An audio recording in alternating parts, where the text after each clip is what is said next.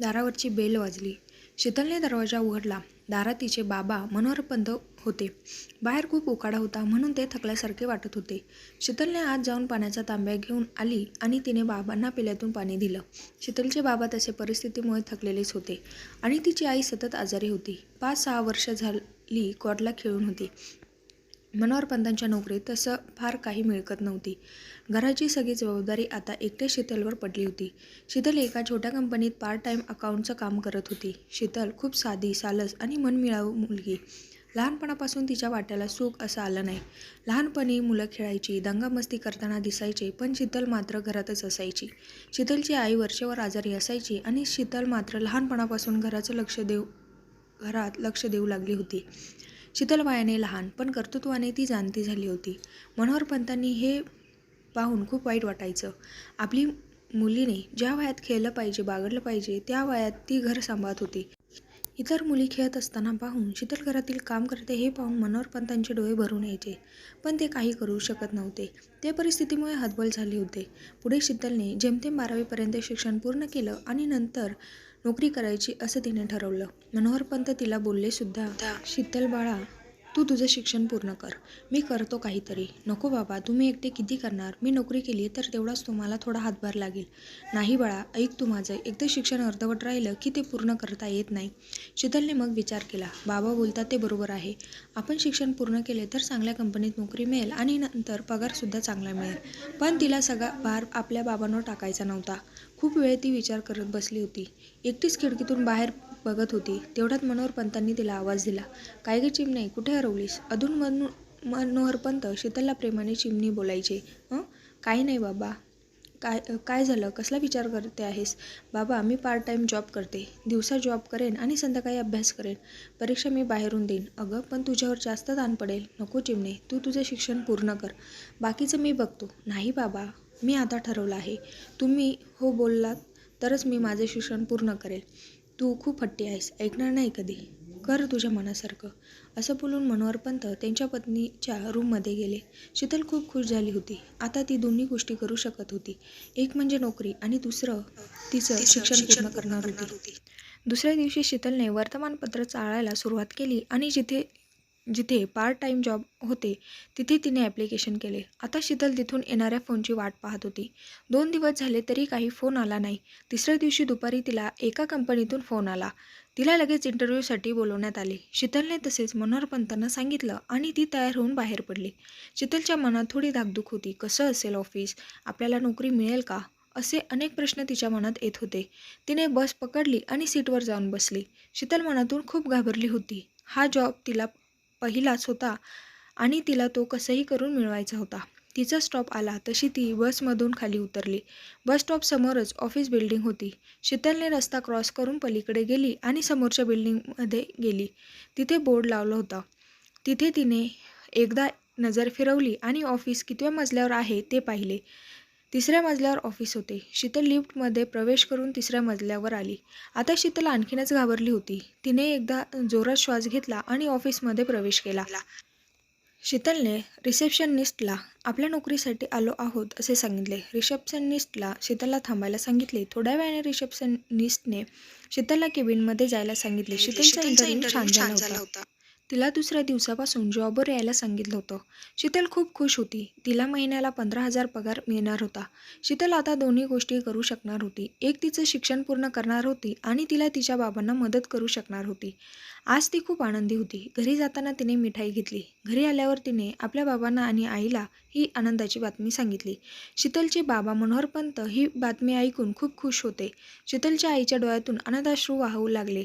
आपली मुलगी खूप लवकर मोठी झाली. आपण तिचं साधं कौतुक पण करू शकत नाही असे विचार त्यांच्या मनात येऊन गेले. शीतलची आता तारेवरची कसरत चालू झाली. रोज सकाळी ती लवकर उठायची. सकाळी ती सर्व कामे आटपायची.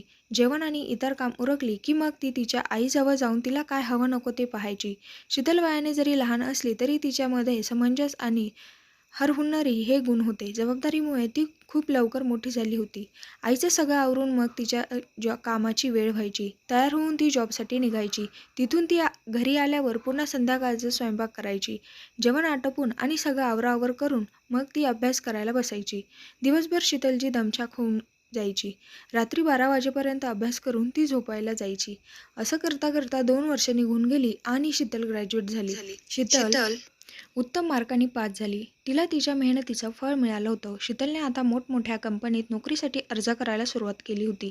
तिला पूर्ण खात्री होती कुठेतरी चांगली नोकरी मिळेल. शीतलने अजून पार्ट टाइम जॉब सोडला नव्हता. तिथे ती जातच होती. रोज शीतल संध्याकाळी घरी आली की विचारायची, बाबा माझं काही लेटर आलं का? नाही आलं. अगं येईल, तू नको काळजी करू. तसं नाही हो बाबा, पण खूप दिवस झाले अजून कसं अपॉइंटमेंट लेटर आलं नाही. येईल, तू शांत राहा. तुझ्यासाठी चहा करू का? मला थोडासा चहा प्यायचा आहे. तू ये ना. आधी मी चहा घेतला आहे, पण आता तुझ्यासोबत थोडासा घेईन. काय म्हणतेस, घेणार का चहा? बाबा तुम्ही जास्त चहा घेऊ नका. तुम्हाला ॲसिडिटीचा त्रास होतो. हो गं चिमणे, पण मी जास्त घेत नाही. आता तुला कंपनी म्हणून घेणार. तसंही तू मी ऐकणार नाही. करा चहा कडक. हा. शीतलचं आणि तिच्या बाबांचं असं रोज चालायचं. चहा झाल्यावर शीतलने तिची कामे आटोपली आणि थोडा वेळ आईजवळ जाऊन बसली. शीतल रोज बाबांच्या चहाची तक्रार आईजवळ करायची. तशीच आजही ती आईजवळ तक्रार करणार होती. आई, बघ बाबा माझं काही ऐकत नाही. सारखं चहा पितात. तेवढ्यात मागून मनोहरपंत आले. काय गं चिमणे, माझ्याच बायकोजवळ तू माझी तक्रार करतेस? ती माझ्या बाजूने आहे, कळलं का? शीतलची आई नलिनीबाई दोघांकडे बघून फक्त हसायची. तिला ही दोघं बाप आणि मुलगी यांच्यातील भांडण आवडायचं. आई, तू हसतेस काय? बोल ना त्यांना काहीतरी. नंतर बोलू नको तू मला. माझ्या नवऱ्याची तू काळजी घेत नाही. श्रीमंती नव्हती, पण सुखी कुटुंब होतं. नलिनीबाईचं आजारपण सोडलं तर सगळे हसून खेळून होते. नंतर सगळे जेवायला बसले. जेवण आटोपल्यावर शीतलने एकदा आईच्या रूममध्ये डोकावून बघितलं आणि ती तिच्या रूममध्ये आली. शीतलच्या मनात विचार आला की अजून अपॉइंटमेंट लेटर का आलं नाही? असं विचार करता करता कधी डोळा लागला ते तिला कळलेच नाही.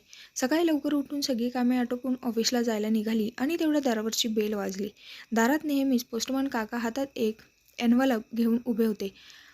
कशी आहे शीतल बेटा? ठीक आहे काका. हे तुझं लेटर आलं आहे, सही कर बघू. हो करते. सही करून शीतलने हातात लेटर घेतलं आणि पाकिटातून पेपर बाहेर काढला. शीतल ते लेटर वाचून खूप आनंदी झाली. तिचे बाबासुद्धा तिथे उभे होते. पोस्टमन काकांनी तिला विचारलं, काय गं, काय झालं? एवढी खुश झाली तू?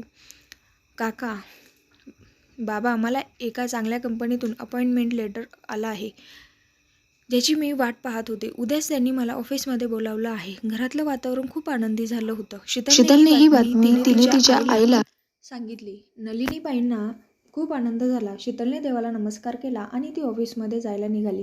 आई, बाबा निघते मी आणि उद्यासाठी सुट्टी घेईल. चला मी पण निघतो. बाकीच्या घरी जाऊन पत्र देतो. पोस्टमन काकांनी निरोप घेतला आणि ते निघून गेले. शीतलसुद्धा घरून निघाली आणि ऑफिसमध्ये आली. ऑफिसमध्ये आल्यावर तिने रिसेप्शनिस्टकडे सुट्टीसाठी अर्ज दिला आणि काम करायला सुरुवात केली. पण तिचं काही कामात लक्ष लागत नव्हतं. तिचं सगळं लक्ष सुट्टी मिळेल की नाही इकडे लागलं होतं. संध्याकाळी ती जायला निघाली तेव्हा रिसेप्शनिस्ट शीतलला हाक मारली. शीतल स्वतःच्या विचारात होती. आवाज ऐकून ती थबकली. हां, अगं इकडे. काय झालं? काही काम आहे का? अगं नाही.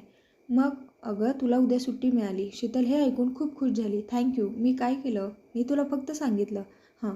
शीतलला सुट्टी मिळाली होती. आता ती उद्या नवीन जॉबसाठी इंटरव्ह्यूला जाऊ शकत होती. शीतल घरी आली, हातपाय धुतले आणि देवाला नमस्कार केला. तिने तिच्या बाबांना उद्याची सुट्टी कन्फर्म झाली ते सांगितलं. मनोहरपंत खूप खुश झाले आणि मनोमन देवाजवळ प्रार्थना करू लागले. देवा, माझ्या मुलीला ही नोकरी मिळू दे. तुझे खूप उपकार होतील. माझ्या मुलीने खूप मेहनत घेतली आहे, त्याचं तिला फळ मिळू दे. शीतल आईच्या रूममध्ये डोकावून पाहिलं.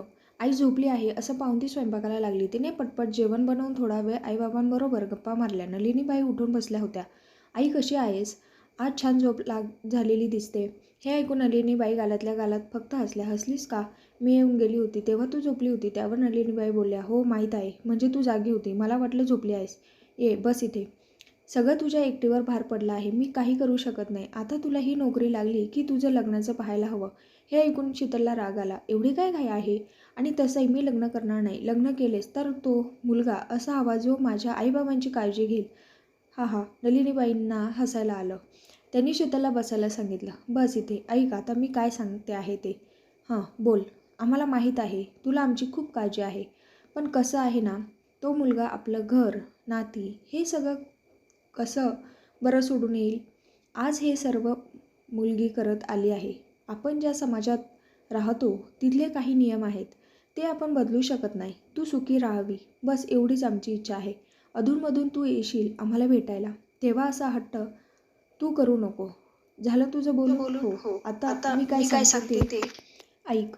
बोल. माझंही सगळं ठरवलं आहे, तेव्हा तू काळजी करू नको. जेवून घे आणि औषध घेऊन आराम कर, मी आलेच. असं बोलून शीतल रूम बाहेर आली. सर्वांनी जेवण केले आणि थोडा वेळ अशाच गप्पा गोष्टी चालू होत्या. झोपेची वेळ झाली तशी शीतल तिथून उठली आणि झोपायची तयारी करू लागली.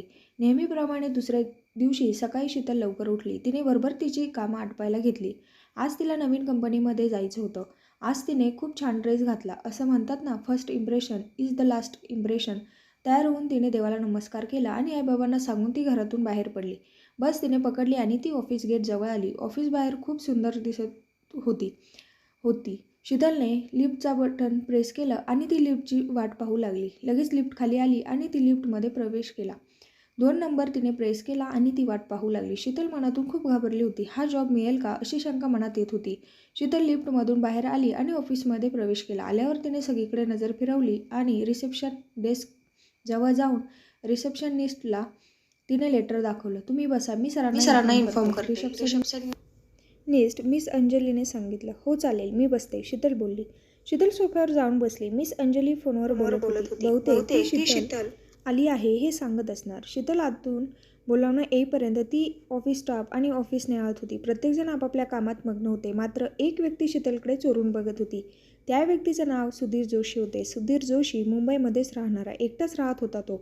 आईवडील, भाऊ बहीण कोणी नव्हते त्याला. लहानपणी एका अपघाताने त्याचे आईवडील निघून गेले. लहानपणापासून तो त्याच्या मामा मामीकडे राहिला. त्यांनासुद्धा मूलबाळ नव्हते. ते सुधीरला आपलाच मुलगा समजून त्याची देखभाल करत होते. सुधीर दिसायला खूप सुंदर, एकदम राजबिंडासारखा. कॉलेजमध्ये असताना अनेक मुली त्याच्यावर प्रेम करायच्या, पण सुधीर कधीच कोणत्या मुलीला भाव द्यायचा नाही. तो कधीच कोणत्या मुलीजवळ बोलायला जायचा नाही. कॉलेज संपले आणि त्याने MBA केलं आणि या कंपनीत जॉबला लागला. त्याचे मामा मामी आता गावी जाऊन राहत आहेत. गावी घर, शेतजमीन आहे आणि तिकडे लक्ष द्यायला कोणी नाही. म्हणून मग ते गावी राहायला गेले. सुधीर आता एकटाच मुंबईमध्ये राहतो. अधूनमधून त्याचे मामा मामी त्याला भेटायला येतात. कधीकधी सुधीरसुद्धा एक फेरी गावी टाकून येतो. आता सुधीरचं लक्ष शीतलकडे लागले होते. कधी कोणत्याही मुलीकडे न बघणारा सुधीर आज तो शीतलकडे बघत होता. अचानक शीतलचं लक्ष सुधीरकडे गेले आणि दोघांची नजरानजर झाली. सुधीर एकदम बावचळला. आपली चोरी कोणीतरी पकडली असं त्याला वाटलं. लगेच खाली मान घालून त्याने कामाला सुरुवात केली. मिस शीतल, रिसेप्शनिस्ट हाक मारली. शीतलने आवाजाच्या दिशेने मान वळवली आणि रिसेप्शन डेस्क जवळ गेली. तुम्ही आज जाऊ शकता, मिस अंजलीने सांगितलं. हो थँक्यू, असं बोलून शीतल केबिन डोअर नॉक केलं. May I come in sir? Yes coming. Sheetal आतमध्ये गेली आणि सरांसमोर जाऊन उभी राहिली. बसा मिस शीतल, सरांनी सांगितलं. धन्यवाद सर, असं बोलून शीतल खुर्चीवर बसली. मिस शीतल, तुमचा बायोडाटा मी पाहिला, खूप छान आहे आणि तुम्हाला कामाचा अनुभवसुद्धा आहे. तुम्हाला हा जॉब मिळाला आहे. तुमची सॅलरी बाबतीत काही अपेक्षा आहे का? अपेक्षा आहेत सर. घरी आई आजारी आहे आणि घरची परिस्थिती बेताचीच आहे. पण मी काही सांगत नाही. तुम्ही जे द्याल ते मला मान्य आहे, शीतल बोलली. ठीक आहे, तुमचा हा प्रामाणिकपणा स्वभाव आवडला. तुम्हाला महिन्याला 30,000 पगार मिळेल. एवढं ठीक आहे ना? हो ठीक आहे सर. शीतलला पगार ऐकून तिच्या कानावर विश्वास होत नव्हता. ती भांबावून गेली आणि आतून खूप खुश झाली होती. ठीक आहे, उद्यापासून जॉबवर येऊ शकता? सॉरी सर, मला उद्या जॉईन होता येणार नाही. का? काही अडचण आहे का? नाही सर, अडचण नाही, पण मी जिथे काम करत होती तिथे मला उद्या जाऊन कळवावं लागेल. मी परवापासून आली तर चालेल का? हो चालेल. तुम्हाला जेव्हा शक्य होईल तेव्हा तुम्ही जॉईन होऊ शकता. खूप धन्यवाद सर, असं बोलून शीतल केबिनमधून बाहेर आली. शीतलसाठी ही खूप मोठी अचिव्हमेंट होती. आज तिचं स्वप्न पूर्ण झालं होतं. एका मोठ्या कंपनीत तिला जॉब मिळाला होता. परवापासून तिला जॉईन व्हायचं होतं. शीतल तशीच घरी आली. घरी आल्यावर तिने नवीन ऑफिसमध्ये जे घडलं ते आईबाबांना सांगितलं.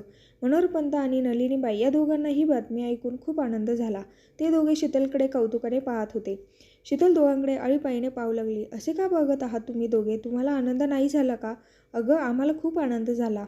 एक मुलगी असून तू हे शिखर पार केलंस. आता फक्त तुझ्या लग्नाची काळजी आहे, म्हणजे आम्ही मोकळे, असं मनोहर पंत बोलले. नाही बाबा, मी तुम्हा दोघांना सोडून कुठेही जाणार नाही. मी त्याच मुलाशी लग्न करेन जो माझ्या आईबाबांची काळजी घेईल, असं बोलून शीतल तिथून उठली आणि बाथरूममध्ये फ्रेश व्हायला गेली. चिमणे, अगं असा हट्ट करू नको बाळा. अशाने तुझं लग्न कसं होईल? आताच्या काळात असा मुलगा मिळणे खूप कठीण आहे आणि तो मुलगा त्याचे आईवडील सोडून आम्हाला का सांभाळेल? मनोहरपंत बोलले. यावर शीतल काही बोलली आणि तिने जेवण वाढायला घेतले. जेवताना कोणीच काही बोलले नाही. आई बाबा शीतलकडे बघत जेवत होते. त्या दोघांना आपल्या मुलीची तळमळ दिसत होती आणि आपल्याप्रती असलेली तिची काळजी यामुळे ते दोघे चिंतित होते. जेवण आटोपल्यावर शीतल आवरावर करू लागली. सगळं आवरल्यावर ती एकटीच खिडकीजवळ उभी राहिली आणि विचार करू लागली. मी माझ्या आईबाबांना असं एकटं नाही सोडू शकत. मुलगी असली म्हणून मी माझी जबाबदारी नाकारू शकत नाही. जोपर्यंत मला तसा मुलगा मिळत नाही तोपर्यंत मी लग्न करणार नाही, असं तिने मनाशी निश्चित केले.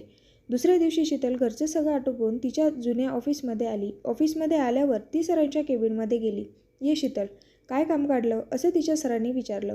शीतल थोडी अवघडल्यासारखी झाली, कारण तिने 1 महिन्याची नोटीस दिली होती, पण तिला त्याआधीच जॉब सोडावा लागत आहे. काय गं, काय झालं, निसंकोचपणे बोल, असे तिचे सर बोलले. सर, उद्यापासून इथे जॉबवर येऊ शकणार नाही. मला दुसऱ्या कंपनीत जॉब मिळाला आहे, असे शीतलने सांगितले. अरे वा, ही तर खूपच आनंदाची बातमी आहे. हे असं घाबरत का सांगत होती? पेढे कुठे आहेत? सर बोलले. शीतल सरांकडे पाहतच राहिली. सर तिला काही बोलले नाही आणि त्यांनी लगेच परवानगी दिली. हे ऐकून शीतलला हायसे वाटले. हात जोडून शीतलने सरांचे आभार मानले आणि तिथून बाहेर आली. बाहेर आल्यावर तिने सगळ्यांचा निरोप घेतला आणि ती घरच्या वाटेने निघाली. उद्या नवीन ऑफिसमध्ये जॉबसाठी जायचे होते आणि सगळी तयारी करायची होती. उद्यापासून शीतलला लवकर उठावे लागणार होते, कारण ऑफिस वेळ सकाळी 10ची होती. तेव्हा तिला सगळं आटोपून घरात 9 वाजता तरी निघावं लागणार होतं. शीतल घरी आली आणि तिने उद्यापासून नवीन ऑफिसमध्ये जॉबसाठी जायचे आहे असे सांगितले. शीतल आता मनात हिशोब लावत होती. घरखर्च, आईची ट्रीटमेंट सगळं व्यवस्थित होणार होतं. आजचा दिवस संपला आणि शीतलने झोपायची तयारी केली. आज तिने सगळं लवकर आटोपलं होतं. उद्यापासून तिला आणखीन लवकर उठावे लागणार होते. दिवे मालवले आणि ती झोपी गेली. उद्याचा नवीन दिवस आणि नवीन स्वप्न पाहण्यासाठी. शीतल सकाळी नेहमीपेक्षा लवकर उठली. बरोबर तिने सगळं आवरलं आणि ती ऑफिसला जायला निघाली. जाताना तिने आईबाबांना आणि देवाला नमस्कार केला आणि घरातून बाहेर पडली. आईच्या डोळ्यातून नकळत अश्रू बाहेर पडले आणि मनात विचार आला, आज मी ठीक असती तर माझ्या लेकीला एकटीला सगळं पाहावं लागलं नसतं. मनोहरपंतांनी आपल्या पत्नीकडे पाहिले आणि त्यांना धीर दिला. होईल सगळे नीट, आपली लेक खूप मजबूत आहे, असे बोलून त्यांनी रेडिओ लावला. रेडिओवर छान गाणं लागलं होतं. काळ्या मातीत मातीत तिफन चालते. मनोहरपंत हे गाणं गुणगुणू लागले. दोघांचा हास्य विनोद चालू होता आणि मध्ये शीतलच्या भविष्याबाबतीची चर्चा चालू झाली. इथे शीतल बरोबर 10 वाजता ऑफिसमध्ये पोहोचली. ऑफिसमध्ये आल्यावर तिने रिसेप्शनिस्टला जाऊन भेटली आणि आजपासून ऑफिस जॉईन करणार असल्याचे तिने सांगितले. रिसेप्शनिस्टने तिला सुधीरच्या बाजूच्या टेबलवर बसण्याची व्यवस्था केली. शीतल आपल्या टेबलजवळ आली आणि तिने बॅगेतून तिच्या सगळ्या वस्तू बाहेर काढल्या. त्या तिने व्यवस्थित मांडून ठेवल्या. बाजूने टेबलवर सुधीर बसला होता. त्याचं तिच्याकडे लक्ष लागलं होतं. शीतल आपल्या कामात मग्न होती. तिचं सगळं सामान लावून झाल्यावर सुधीरने हात पुढे केला. हाय, मी सुधीर जोशी, शीतलपंत, शीतलने सांगितले. खूप सुंदर नाव आहे, सुधीर म्हणाला. धन्यवाद, असं बोलून ती आपल्या कामाला लागली. असेच दिवस जात होते. हळूहळू शीतल तिथे रुळू लागली होती. सगळ्यांना ती मदत करायची. प्रत्येकाशी ती हसून बोलायची. शीतल तिचं काम झालं की ती लगेच घरी निघायची. घरी जाऊन तिला सगळं आवरायचं असायचं. हळूहळू दिवस जात होते. मनोहरपंत काळजीत असायचे. शीतलचं लग्न झालं की आपण मोकळे झालो, हा त्यांचा विचार चालू असायचा. नलिनीबाईसुद्धा हाच विचार करत असायच्या. त्यातून आपल्या मुलीशी अट या त्यांना पोरखेळ वाटत होता. 1-2 स्थळं येऊन गेली, पण त्यांना शीतलची अट मान्य नव्हती. आई वडील चिंतातूर झाले. कसं होणार आपल्या मुलीचं? शीतल काही हट्ट सोडायला तयार नव्हती. सुधीरचं लक्ष शीतलकडे लागलं असायचं. त्याला शीतल आवडू लागली होती, पण तो तिला सांगायला घाबरायचा. काही ना काही कारण काढून तो तिच्याशी बोलत राहायचा. शीतलला सुद्धा त्याची मैत्री हवीहवीशी वाटायची. तिला पण त्याच्याशी बोलायला आवडायचं. अधूनमधून दोघे कॉफी पिण्यासाठी एकत्र जायचे, पण शीतलच्या मनात त्याच्या बाबतीत मैत्रीशिवाय कोणती भावना नव्हती. शीतलकडून सुधीरला शीतलची एकंदरीत घरची परिस्थिती समजली होती. सुधीरला वाटायचं की तिला आपल्या मनातील गोष्ट सांगावी. फार तर ती रागवेल. सुधीर घरी आला की त्याच्या डोक्यात आणि मनात फक्त शीतल असायची. सुधीरला जास्त कोणी मित्र नव्हते, त्यामुळे तो आपल्या मनातील गोष्ट कोणाला सांगू शकत नव्हता. एक दिवस त्याने ठरवलं की शीतलला आपल्या मनातील गोष्ट सांगायची. सुधीर ऑफिसमध्ये आला तेव्हा शीतल अजून आली नव्हती. त्याने ठरवलं, आज शीतलबरोबर कॉफी प्यायला जाऊ, तेव्हा तिला आपल्या मनातील गोष्ट सांगू. शीतल ऑफिसमध्ये आली तेव्हा सुधीरचं लक्ष तिच्याकडे होतं. हाय, गुड मॉर्निंग, शीतल बोलली. पण सुधीरचं काही तिच्या बोलण्याकडे लक्ष नव्हते. उत्तर मिळाले नाही म्हणून शीतलने त्याच्याकडे पाहिले. याला काय झालं, हा का असा बघत आहे, असं शीतल स्वतःशी बोलली. मग त्याच्या टेबलजवळ गेली आणि टेबलवर थाप मारली. तसा सुधीर दचकला. काय लक्ष कुठे आहे? मी एकटीच बोलत आहे. काय झालं? सगळं ठीक आहे ना? शीतलने विचारले. हो हो, सगळं ठीक आहे. तू कधी आलीस? मला कळलंच नाही तू कधी आलीस ते. तू काय बोलत होतीस का? सॉरी, माझं लक्षच नव्हतं. बोल, काय बोलत होती तू? सुधीर बोला. अरे हो, किती प्रश्न विचारतोस? जरा श्वास तरी घे. शीतल, माझा श्वासच तुझ्यात अडकला आहे, असं सुधीर पुटपुटला. काय म्हणालास तू? शीतल, कुठे काय? काही नाही, संध्याकाळी कॉफी प्यायला जाऊया, सुधीरने विचारले. आज पुन्हा? का रे बाबा? शीतल, काही नाही ग, असंच. चल ना, जाऊया प्लीज. सुधीर, ओके जाऊया. असं बोलून शीतल तिच्या टेबलजवळ येऊन ती तिचं काम करू लागली. पण सुधीरचं काही आज कामात लक्ष नव्हते. त्याच्या मनात गोड युद्ध चालू होते. संध्याकाळ कधी होते याची तो वाट पाहत होता. त्याचं सारखं घड्याळाकडे लक्ष लागले होते. सुधीर मनाची सगळी तयारी करून कसं काय बोलायचे हे तो पुन्हा पुन्हा आठवू लागला. संध्याकाळ झाली तशी शीतल सुधीरच्या टेबलजवळ आली आणि म्हणाली, चल निघूया का? हो चल. असं बोलून सुधीर तिच्यासोबत चालू लागला. कॉफी शॉप ऑफिस समोरच होते. दोघे आले आणि एका टेबल बघून ते बसले.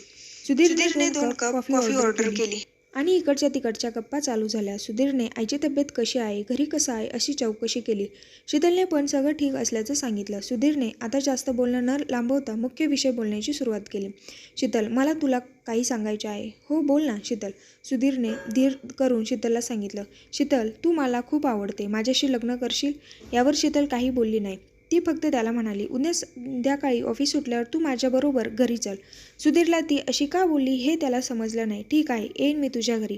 पण तू असं काय आहे जे तू मला इथे सांगू शकत नाही? तू घरी ये, मग कळेल तुला. चल निघूया आपण. मला घरी जायला उशीर होईल. शीतल, हो चल निघूया. सुधीर असं बोलून दोघे कॉफी शॉपमधून बाहेर आले. शीतलने बस पकडली आणि निघून गेली. सुधीर फक्त बस जाण्याच्या मार्गाकडे पाहू लागला. त्याने पण बाईक सुरू केली आणि निघाला. त्या दिवशी दोघांच्याही मनाची चलबिचल चालू होती. दोघांनाही रात्रभर झोप नव्हती. दुसऱ्या दिवशी दोघे ऑफिसमध्ये आले पण फारसे काही बोलले नाही. कामापुरतं थोडंसं बोलत होते आणि आपलं काम करत होते. सुधीरच्या मनात धाकधूक होती. हिने मला घरी का बोलावले हे काही कळत नाही. संध्याकाळी सुधीर शीतलबरोबर तिच्या घरी आला. तिने सुधीरची ओळख आपल्या बाबांबरोबर करून दिली. मग तिने त्याला आईच्या कॉटजवळ घेऊन आली. तिच्या आईची अशी अवस्था आणि घरची परिस्थिती बघून सुधीरला खूप वाईट वाटले. शीतल त्याला बोलली, हे माझं कुटुंब आहे. त्यांना सोडून मी कुठेही जाऊ शकत नाही. मी त्याच मुलाशी लग्न करेन जो माझ्या आईबाबांना सांभाळेल. तुला माझ्याशी लग्न करायचे आहे? माझी अट मान्य असेल तर करू आपण लग्न. शीतलला माहीत होतं की तिची अट सुधीर मान्य करणार नाही. तो आपल्याशी लग्न नाही करणार. सुधीर थोडा वेळ तिथे थांबला. तिच्या आईबाबांशी गप्पा मारल्या आणि तो तिथून निघाला. घरी जाताना त्याच्या डोक्यात शीतलचे आणि तिच्या घरचे विचार चालू होते. सुधीरचं पण आयुष्य असंच धकाधकीतून गेले होते. त्याचे आई वडील लहानपणीच गेले होते. मामाच्या घरी तो लहानाचा मोठा झाला. तिथे त्याने चांगले शिक्षण घेतले आणि घरी तो मामीला घरकामात मदत करू लागला. पुढे त्याने छोटे छोटे काम करून आपले शिक्षण पूर्ण केलं. मामांना एकट्यानं हा भार द्यायचा नव्हता म्हणून तो जे मिळेल ते काम करायचा. आता तो चांगल्या कंपनीत जॉबला आहे. तीच परिस्थिती अजूनही शीतलची आहे. सुधीर घरी आला. तो विचार करू लागला की आपण शीतलसाठी काय करू शकतो, तिचा त्रास कसा कमी होईल हे विचार चालू होते. रात्री किती वेळ तो जागा होता हे त्याला माहीत नव्हते. विचार करतच त्याला डोळा लागला आणि तो झोपून गेला. सकाळी उठून त्याने सगळं आवरलं आणि ऑफिसमध्ये आला. ऑफिसमध्ये आल्यावर त्याला शीतल दिसत नव्हती. तो शीतलला शोधू लागला पण त्याला ती कुठेच दिसत नव्हती. तो विचार करू लागला, आज शीतल ऑफिसमध्ये आली का नाही? माझ्यामुळे ती आली नाही का? काय झालं असेल? का आली नाही? असे अनेक विचार डोक्यात चालू होते. मग त्याने ऑफिसमध्ये शीतलची मैत्रीण नीना हिच्याजवळ चौकशी केली. हाय नीना. हाय, आज तू इथे कसा? नीना, काम होतं तुझ्याकडे. सुधीर, माझ्याकडे काय? नीना, आज शीतल का आली नाही? सुधीर, अरे तिच्या आईची तब्येत अचानक खूप बिघडली म्हणून आज ती आली नाही. Neena, okay thanks. सुधीर मनातच एकटाच बोलू लागला. काय झालं असेल तिच्या आईला? खूप सिरियस तर नसेल? एकटी शीतल कशी सांभाळत असेल? मला जायला हवं. आणि तसाच तो रिसेप्शनिस्टला काहीच कारण सांगून तिथून निघाला. जोपर्यंत शीतलच्या घरी पोहोचत नाही तोपर्यंत सुधीरला एक एक क्षण मैलाचा वाटत होता.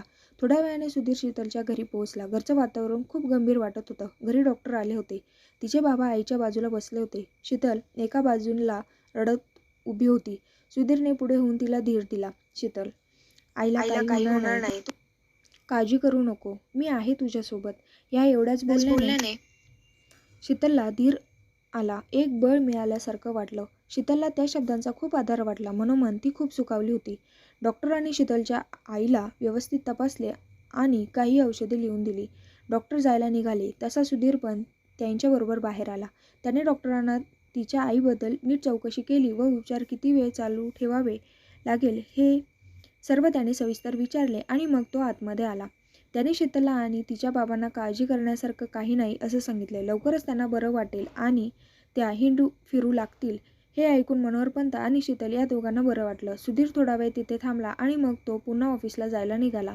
शीतल आणि तिचे बाबा जेवून जाण्याचा आग्रह करत होते, पण सुधीर सहज बोलण्याच्या ओघात बोलून गेला.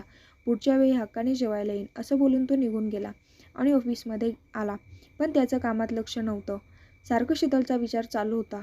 त्याने शीतलशी लग्न करण्याचा निर्णय घेतला होता आणि त्याने तसं त्याच्या मामांनाही कळवलं होतं. काही दिवस असेच निघून गेले. हळूहळू शीतलला सुद्धा सुधीर आवडू लागला होता. सुधीरचं अधूनमधून शीतलच्या घरी येणं जाणं चालू होतं. शीतलच्या आईबाबांना सुधीर हा त्यांच्याच घरातील व्यक्ती आहे असं वाटत होते. शीतलच्या आईची तब्येत आता थोडीफार सुधारली होती. सुधीरने आता मनाशी निश्चय केला. शीतलबरोबर लग्न करायचे. त्याने त्याच्या मामा-मामीला मुंबईमध्ये बोलावून घेतले. ते आल्यावर सुधीरने शीतल आणि स्वतःबद्दल थोडक्यात दोघांना सांगितले. दोघांनी सुधीरचं बोलणं ऐकून घेतलं आणि मग ते थोडा वेळ विचार करू लागले. दोघे एकमेकांशी चर्चा करून निर्णय घेतला. सुधीर मनातून घाबरला होता. मामा-मामी होकार देतात की नाही, पण मामा-मामींनी त्या दोघांना लग्नाला संमती दिली. मामाने सुधीरला सांगितलं, सुधीर, त्यांना कळव, आपण संध्याकाळी त्यांच्याकडे येत आहोत. सुधीर हे ऐकून खूप खुश झाला. त्याने मामा-मामीला आनंदाने मिठी मारली. लगेच त्याने शीतलला फोन करून कळवलं. इथे शीतलसुद्धा हे ऐकून खूप खुश झाली. तिला तिच्या कानावर विश्वास होत नव्हता. तिने ही बातमी आईबाबांना सांगितली आणि संध्याकाळच्या तयारीला लागली. संध्याकाळी सुधीर आणि त्याचे मामा-मामी शीतलच्या घरी आले. शीतल आणि मनोहरपंतांनी पाहुण्यांचं स्वागत केले आणि त्यांना बसायला सांगितले. सुधीरने मामा-मामींची ओळख करून दिली. त्याने त्याचा निर्णय शीतलला आणि तिच्या घरच्यांना सांगितलं. शीतल, मला तुझ्याशी लग्न करायचे आहे. मी तुझ्या आईबाबांची काळजी घेईन आणि त्यांचा सांभाळ करेन. हे ऐकून मामा-मामीला आपल्या भाचीचे खूप कौतुक वाटले. शीतल चहा नाश्ता घेऊन बाहेर आली आणि तिने सुधीरला सांगितलं, सुधीर, तू भावनेच्या भरात कोणताही निर्णय घेऊ नको.